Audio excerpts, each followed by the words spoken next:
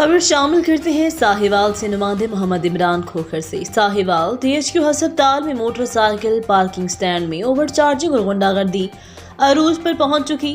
DHQ Sahiwal میں بنا motor cycle standing park میں اوور چارجنگ کا سلسلہ تاحال نہ رک سکا۔ پارکنگ ٹھیکیداروں کی غنڈہ گردی عروج پر پہنچ گئی۔ اوور چارجنگ نہ دینے پر شہریوں کو زد و کوب کرنے لگے۔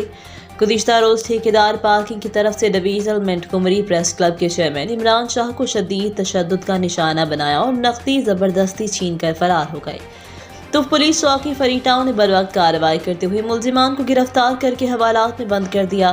شہریوں کو تشدد کا نشانہ بنا چکے ہیں، جبکہ DHQ ہسپتال کا عملہ ان کرپٹ ٹھیکیداروں کے سامنے بھیکی بلی بنے ہوئے ہیں۔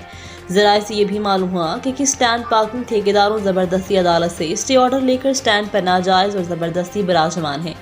کوئی بھی ان کے خلاف کارروائی کرنا ہی نہیں چاہتے، جبکہ دوسری طرف ان کرپٹ ٹھیکیداروں کے خلاف پولیس تھانہ فری ٹاؤن مقدمہ درج نہ کر سکی۔ شہر کی سیاسی سماجی شخصیات سمیت متاثرین نے آج ہی پنجاب پولیس RPO ساہیوال ان کرپٹ حکمرانوں کے خلاف فوری مقدمہ درج کرنے کا مطالبہ کیا۔ مزید خبروں سے باخبر رہنے کے لیے وزٹ کریں ریٹ نیوز.pk